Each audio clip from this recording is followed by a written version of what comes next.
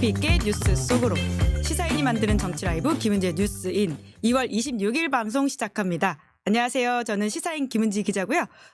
첫 번째 코너 바로 들어가도록 하겠습니다. 쏟아지는 뉴스에 어떻게 반응해야 될지 알려드리는 시간 뉴스 리액션입니다. 김영하 기자 안녕하세요. 네, 안녕하세요. 네, 수요일의 뉴스 리액터 김만곤 박사님 안녕하세요. 네, 안녕하십니까. 김만곤입니다. 네, 시작 전부터 김만곤 박사님 영상을 보면서 저희끼리 담소를 좀 나눴는데요. 다시금 또 12월 3일의 밤 기억을 이야기하다 보니까 울고 웃고 이렇게 좀 했었습니다. 예. 아니 뭐 저도 마찬가지인데요. 여러분이 일주일 동안 또 사연을 많이 또 시사인에 보내주셨다고 하시고 또 인터뷰하신 분들도 계시다고 하시고 해서 이제 그 이야기를 제가 또 듣다 보니까 그분들의 마음은 어떠셨을까. 그리고 이제 지금 이제 그 사연을 이제 이야기하고 싶어서 인터뷰를 어떻게 하면 되느냐라고 요청하시는 분들도 계시고 이제 그런 것들을 보면서 제가 마음이 진짜 많이 울컥했습니다. 예, 여러분들 어떻게 위로해 드려야 될지도 잘 모르겠고 그런데요. 어쨌든 이 탄핵이라는 강을 잘 건너서 대통령이 탄핵되고 국가가 정상화될 수 있는 길로 갈 수 있도록 저희들이 같이 이제 노력해 봤으면 좋겠습니다. 네, 윤석열 때문에 눈물 마를 날이 없는 남자. 이쯤 되면 고성능 수도꼭지다. 뭐 이렇게 이야기도 해주고 계십니다. 함께 울어주시는 덕분에 또 많이 위로도 받기도 하고 또 저희의 어떤 슬픔과 그리고 이걸 딛고 있을 수 있는 상황에 대한 뭐라고 할까요? 공감과 연대의 마음도 더하게 되는 것 같습니다. 박사님 늘 감사드리고요. 자, 지금 오디오가 살짝 지지거린다라고 하는데요. 예, 지금은 좀 괜찮아졌다라고 하니까 양해 말씀 부탁드리고요. 첫 번째 뉴스 키워드 바로 들어가 보겠습니다. 네, 사과도 승복도 없었던 윤석열 최후 진술. 네, 어제 최후 변론에서 개변을 끝까지 늘어났죠? 네, 67분간의 이 진술 가운데 가장 많이 나온 단어가 국민이 65번 나왔고요. 그리고 거대 야당이 44번으로 그 다음으로 많았습니다. 근데 간첩이라는 표현도 22번이나 나왔고 북한이라는 표현도 15번 나왔는데요. 그만큼 이제 계엄에 대한 반성이나 뭐 좀 진정성 있는 사과보다는 야당 탓과 그리고 부정선거 음모론에 기댄 변론을 이어갔습니다. 특히 윤 대통령은 비상계엄이 계엄의 형식을 빌린 대국민 호소라면서 또 트럼프 대통령이 취임 첫날 국가 비상사태를 선포한 것을 근거로 끌고 오기도 했고요. 또 거대 야당 의원들이 북한의 지령을 받아서 이 행동을 했다라는 식의 워낙 사실 어제 많은 궤변들이 쏟아져서 김만곤 박사님과 오늘 함께 하나하나씩 보면서 이 격파를 해보면 좀 좋을 것 같은데요. 저희가 영상을 함께 준비를 했습니다. 첫 번째는 이 계엄당의 국회 봉쇄와 이 체포 지시가 없었다라는 취지의 이야기인데요. 이 수많은 그 군 관계자들의 증언에도 불구하고 이 거짓 주장을 반복했는데 영상으로 먼저 보시죠. 15명이 유리창을 깨고 들어간 이유도 자신들의 근무 위치가 본관인데 입구를 시민들이 막고 있어서 충돌을 피하기 위해 불 꺼진 창문을 찾아 들어간 것입니다. 부상당한 군인들은 있었지만 일반 시민들은 단 한 명의 피해도 없었습니다. 네, 이게 사소한 팩트부터 좀 다른 게요. 이 계엄군이 불 꺼진 창문을 찾아서 들어갔다라고 했는데 당시 체증된 영상들을 보면 불이 켜진 이 국회 본관 2층의 사무실 유리창을 깨고 이 본청 내부로 진입하는 장면들이 다 이게 찍혔습니다. 뿐만 아니라 일반 시민은 단 한 명의 피해도 발생하지 않았다 이렇게 언급을 하기도 했는데 더불어민주당 보좌진 협의회가 밝힌 바에 따르면은 12월 3일 당일에 이 30명 가까운 보좌진들이 부상을 입었다 이렇게 밝혔고요. 또 국회 사무처에 따르면 직원 10여 명이 크고 작은 부상을 입었고 이에 더해서 6,600만 원 상당의 물적 피해도 입었다라고 이제 12월 당시에 이제 밝히기도 했습니다. 네, 그란트푸스님이 김만곤 박사님의 최후 진술 평가 기대한다라고 하는데요. 어떻게 보셨습니까? 뭐 저희들이 그냥 예상한 대로 그냥 다 이야기를 했고요. 그리고 거기서 정말 어떻게 보면 반성이라든지 이런 것들을 전혀 찾아볼 수가 없었고 그리고 국민에 대한 미안함 어떤 그런 것보다는 자기 지지자들에게 계속 보내는 호소만이 있었을 뿐이었다라는 생각이 듭니다. 그리고 정말 좀 안타까웠던 건 뭐냐면 끝끝내 모든 것들을 자기의 안에서의 책임을 찾지 못하는 것 그리고 항상 바깥에서 뭔가 바깥이 나를 잘못했기 때문에 내가 이럴 수밖에 없었다라는 식의 계속 변명이 이어지는 것. 그리고 더 나가서 사실 이게 여러분 말이 안 되잖아요. 이게 경고용 계엄이라든지 계몽용 계엄이라든지 뭐 이런 말도 안 되는 그런 소리를 계속 했었거든요. 그런데 결국 민주정치라는 건 저희들이 결국 경쟁하는 정당이 서로에게 자기가 원하는 정책을 실현하기 위해서 협상하는 과정이거든요. 그런데 그 협상하는 과정이 여러분 지난 우리가 2년 반을 돌이켜보면 여러분 기억이 나십니까 그게? 그 협상이 있었던 것들이. 그러니까 그런 협상 없는 정치를 자신이 해놓고 그것들을 결국은 야당 탓이나 상대방에게 모든 것을 다 떠넘기는 그런 일관된 변명 자체가 사실은 또 말이 안 됐었고요. 그리고 이제 여기 보면 여기 우리 별일 없었다, 다친 사람도 없었다 이런 식으로 계속 이야기하는데 사실 그 계엄이 있고 그 다음 날 국회 사무처에서 발표한 것만 해도 국회 사무처 직원 이미 10명 그때가 6,600만 원이었어요. 네. 그리고 결국은 또 그 민주당에서 발표한 거 봐도 보좌진이 30명 이상 부상을 당했다라고 이야기를 하고 있거든요. 그런데 여러분 사람이 그렇게 다친 게 다친 거 정말 심한 문제지만 정말 중요한 건 뭐냐면 국회가 주권의 장소. 제가 몇 번 말씀드렸지만 주권의 힘이 법을 만드는 곳에서 나온다고 한다면 그게 주권의 영토예요. 그날은 주권을 살해하려고 했던 날입니다. 네, 대통령이 그냥 그 주권 살해에 실패한 거예요. 그래서 그것들이 자기가 한 행동의 무게 자체를 모르고 있다라는 게 너무 안타깝다라고 말씀드리겠습니다. 네, 계속해서 이야기를 듣다 보면 스트레스를 받게 하는데요. 그럼에도 조목조목 반박해야 되니까 다음 개변도 좀 볼까요? 네, 이제 두 번째는 후반부에 나오는 부분인데 윤 대통령이 이제 직무에 복귀하게 되면이라는 가정을 하면서 언급을 하는 부분입니다. 영상으로 먼저 보시죠. 비상계엄이라는 것 자체가 불법이라면 계엄법은 왜 있으며 합동참모본부의 계엄과는 왜 존재하겠습니까? 제가 직무에 복귀하게 되면 나중에 또다시 계엄을 선포할 것이라는 터무니없는 얘기도 있습니다.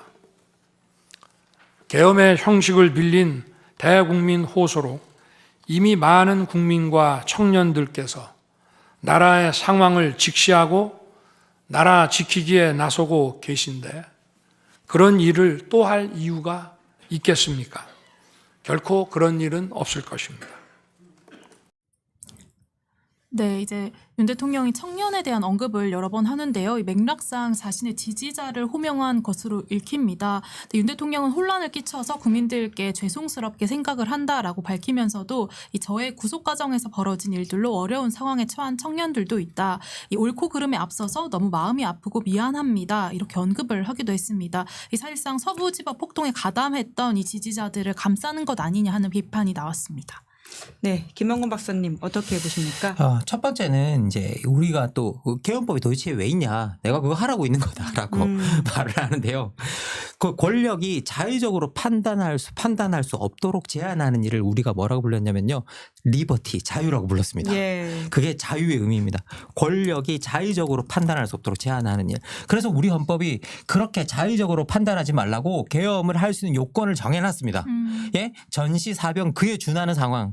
그게 없었다라는 게 모든 사람들이 합의하고 모든 사람들이 거기엔 동의하고 있지 않습니까? 예. 그럼 그게 없었으면 그 계엄의 요건에 맞지 않았기 때문에 선포할 수 없는 겁니다. 분명히 비상계엄의 조건이 분명히 이제 규정이 되어 있고요. 대통령이 자의적으로 판단할 수 있는 게 아니다라는 것들을 계속 말씀드리고 싶고, 그리고 자신은 더 이상 계엄하지 않겠다라고 이야기하는데 대통령은 태연하게 국민 담화에서도 국민들이 거짓말을 해왔습니다. 예? 윤상현이 공관위원장이라는 거 난 몰랐다라고 이야기했는데 오늘 시사인이 밝힌 기사에서 다 그거 나오더만요. 예? 태연하게 다 거짓말을 하는 사람입니다. 그리고 대통령실과 대통령이 지속적으로 반복적으로 했던 말들이 거짓말이라는 것들이 수없이 우리한테 이제 알려져 왔었고요. 우리는 경험을 통해서 대통령을 더 이상 이제 신뢰할 수 없는 단계에 와 있다. 그런데 왜 대통령이 굳이 이 말을 하는 걸 우리가 신뢰해야 되느냐? 그러면 대통령이 우리한테 답을 해야겠죠. 예. 그건 답을 할 수 없다고 생각합니다. 왜 반복적으로 우리는 대통령이 우리한테 얼마든지 상황에 따라 거짓말할 수 있는 사람이라는 걸 이미 학습해서 가지고 있는 겁니다. 그렇기 때문에 지금 저희들이 대통령을 신뢰할 수 없고요. 그리고 더 문제는 뭐냐?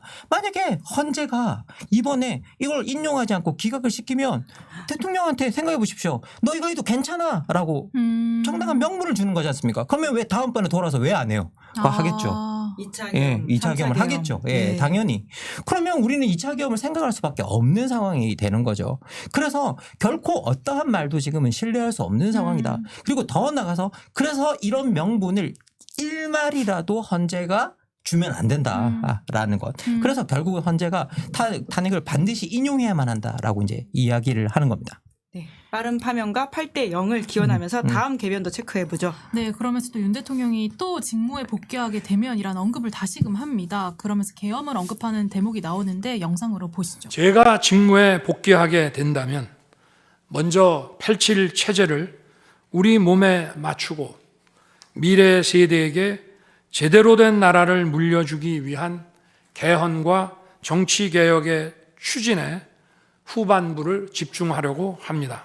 저는 여러 전직 대통령들이 후보 시절 공약하고도 이행하지 못한 청와대 국민 반환도 당선 직후 즉시 추진하고 이행한 바 있습니다. 자녀 임기에 연연해하지 않고 개헌과 정치 개혁을 마지막 사명으로 생각하여 87 체제 개선에 최선을 다하고 싶습니다. 네, 여기서 이제 다른 대통령이 못한 청와대 이전도 했다. 이 부분은 원래 이제 기존에 알려진 원고에는 없었던 내용입니다. 후에 윤 대통령이 읽으면서 좀 추가를 한 것으로 보이는데요. 어쨌든 주목을 받는 거는 직무 복귀 후에 개헌을 하겠다라는 식의 어떤 언급입니다. 관련해서 오늘 대통령실이 입장을 냈는데요. 윤 대통령이 임기 단축 개헌 추진, 국민 통합, 총리에게 국내 문제 권한 대폭 위임 등의 뜻을 밝혔다라고 하면서 대통령의 개헌 의지가 실현돼서 우리 정치의 과거의 질곡에서 벗어나 새로운 시대를 열기를 희망한다 이렇게 말을 하기도 했습니다. 네, 대통령이 87체제를 우리 몸에 맞추겠다 이런 이야기를 하고 있는데요. 도통 이건 어떻게 해석해야 됩니까? 뭐 87체제를 극우 체제에 맞추겠다는 건지는 잘 모르겠는데요. 네. 네. 그런데 대통령이 자기가 할 수 없는 일을 할 수 있는 것처럼 말하면 안 됩니다. 이거는 대통령이 개헌을 할 수가 없어요. 여러분 개헌은 민주당이 동의해 주지 않으면 지금 시스템에서 개헌 자체를 할 수가 없습니다. 근데 민주당이 대통령이 개헌하자 그러면 개헌하겠어요? 여러분? 생각해보면 자신을 체포하고 구금하려고 했던 자가 하려는 일에 민주당이 왜 협조를 합니까? 저는 이건 당연히 할 수 없다고 생각해요. 이거는 대통령이 만약에 인용이 되고 막 그 탄핵 인용이 안 되고 돌아오게 된다면 이게 문제가 뭐냐라고 하면 민주당과는 더 이상 상생할 수 있는 길이 없습니다. 하야 외에는. 하야 외에는 민주당은 어떤 옵션도 열어주지 않을 겁니다. 그러면 윤 대통령과 함께 뭐 개헌을 하거나 정치 개혁을 한다? 이거는 민주당이 선택할 수 있는 옵션 자체가 아니에요. 그리고 민주당이 해주지도 않을 겁니다. 이거는. 그래서 자기가 할 수 없는 일이에요. 할 수 없는 일을 이렇게 할 수 있다라는 것처럼 말해서 안 되고요. 여러분 청와대 반환은 그냥 자기가 민주당 동의 없이 할 수 있는 일이었죠. 근데 개헌이 민주당 동의 없이 할 수 있는 일입니까? 이건 국민들을 호구로 보고 멍청한 사람으로 보고 그걸 등가 가치로 놓고 내가 이거 했으니까 이것도 할 수 있다라는 그건 말도 안 되는 논리를 쓰는 거예요. 예. 그러니까 이거는 우리가 들으면서도 한심하다고 생각해야 되는 대목입니다. 예. 네, 이제 그런 가운데 윤석열 대통령이 또 특혜를 얻고 있다 이런 의혹이 있죠. 네, 민주당 윤건영 의원이 어제 내란 국조특위 청문회에서 관련한 제보를 받았다라고 공개를 했는데요. 윤 대통령이 김성훈 대통령 경호처 차장의 지시로 법무부의 이 호송용 승합차가 아니라 캐딜락 경호차를 통해서 이동하고 있다라는 제보를 받았다라고 말을 했습니다. 경호차를 이용하게 되면 사실 증거를 인멸할 수도 있는 상황일 수 있는데요. 이에 대해서 어제 국조특위에 나왔던 김대경 대통령 경호처 지원본부장은 소관 업무가 아니라서 잘 모른다 라고 답을 했습니다. 뿐만 아니라 지금 현재 변론 과정에서 대통령이 좀 불규칙하게 출석을 하고 있는데 이를 둘러싼 의문들도 제기가 되고 있는 상황이고요. 또 오늘 조국혁신당 박은정 의원이 또 공개한 자료에 따르면은 당국에 확인을 해보니 윤석열 피고인의 그 서울구치소에 지금 있는데 6명 정원의 1개 거실을 홀로 사용하고 있고 이 서울구치소가 피고인을 위해서 3개 거실을 추가로 비운 것으로 드러났다라고 밝히기도 했습니다. 이를 두고 이제 황제 의전이라는 비판이 나왔습니다. 네, 아무리 현직 대통령이라도 법 앞에서는 평등하다 이런 이야기 우리가 당연하게 해야 되는 거 아닙니까? 헌법 제11조입니다. 여러분. 헌법이 저희들 국민의 기본권을 규정하고 있는데요. 10조가 인간의 존엄성 규정. 그리고 그다음에 등장하는 기본권이 평등권입니다. 자유권보다 먼저 등장합니다. 평등하지 않은 인간은 자유롭지 못하기 때문입니다. 기본적으로. 그래서 그 평등권이 먼저 등장하는데요. 이 평등권의 모든 국민은 법 앞에 평등하다고 이야기합니다. 그냥 평등하다가 아니라 법이 명확하게 우리를 평등하게 만들어주는 겁니다. 그래서 법 앞에 평등하고 우리 11조 2항이 사회적 특수계급의 제도는 인정되지 아니한다라고 또 박아놓습니다. 어떠한 방식으로는 특수계급이나 특권을 인정하지 않겠다라고 해서 3조에도 어떠한 특권도 따르지 않는다라고 명확하게 박아놓고 있습니다. 그러면 이 상황은 우리가 되게 이거 대통령이 만약에 이런 특혜를 받고 있다라는 건 대통령이 헌법 위에 있다라는 소리잖아요. 생각해 보면 법 위에 존재한다는 겁니다. 어떠한 사람도 민주공화국에서는 법 위에 존재해서는 안 됩니다. 그것도 우리가 봐줄 수 있는 것들이 많은 것들이 있는데 그중에 가장 대표적인 게 뭐냐라고 하면 자본주의 사회이기 때문에 비싼 변호사를 쓸 수 있는 권리를 이미 주고 있습니다. 그런 권력자들한테. 그래서 이미 거기서부터 사실은 법의 평등이 완전히 보장되지 않습니다. 그런데 이런 상황에서 쓰고 있는 구치소부터 시작해서 차고 다니는 법원에 법원에 가서 재판을 받기 위해서 가는 과정에서 타고 다니는 차까지 다 다르다. 여기에 특혜를 준다. 이건 국민들이 이해할 수 있는 일이 아니죠. 그리고 이건 어떠한 방식으로 민주국가가 허용해서는 안 되는 일이다라는 생각입니다.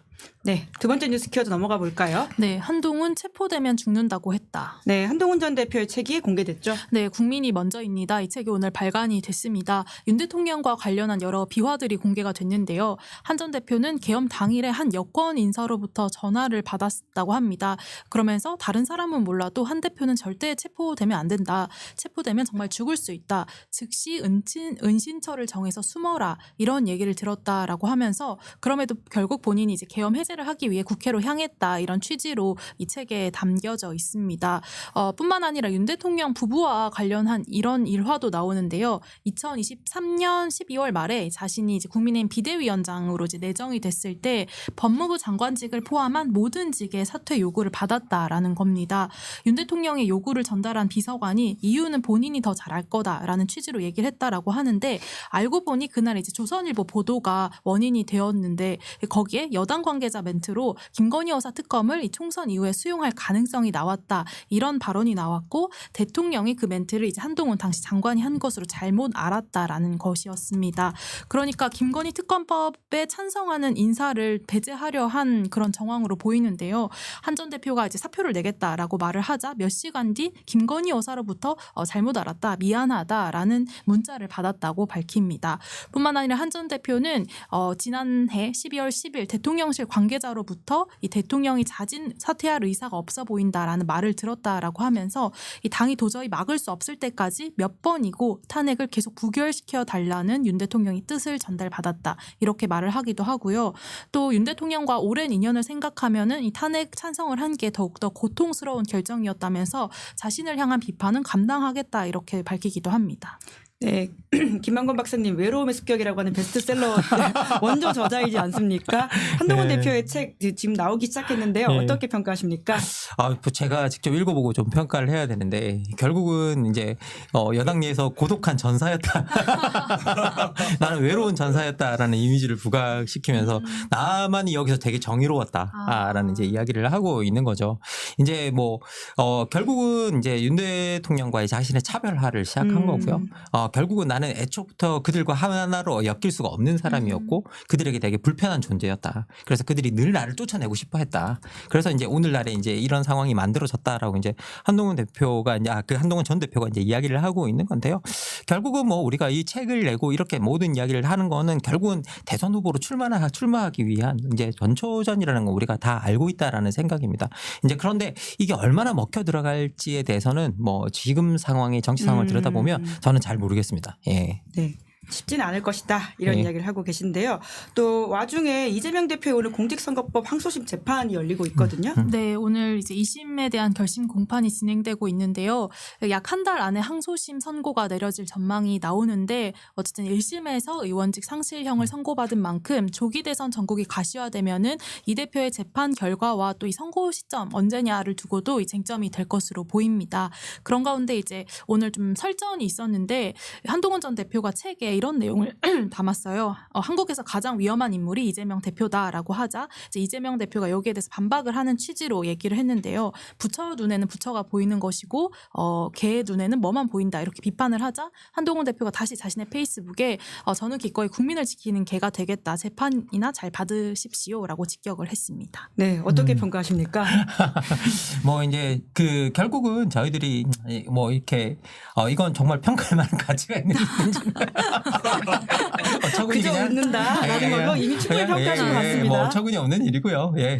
그리고 정치인들이 정말 하는 서로 토론의 수준 그리고 서로 말을 교환하는 수준은 어떻게 보면 상당히 그것들은 중요하고요. 그리고 결국은 우리가 누구 하나를 탁 특정인을 찍어서 이 사람이 정치적으로 제일 위험한 인물이다라고 이야기를 한다는 말은 이 사람과 앞으로 뭘 같이 할 생각이 없다라는 뜻이거든요. 그래서 생각해 보십시오.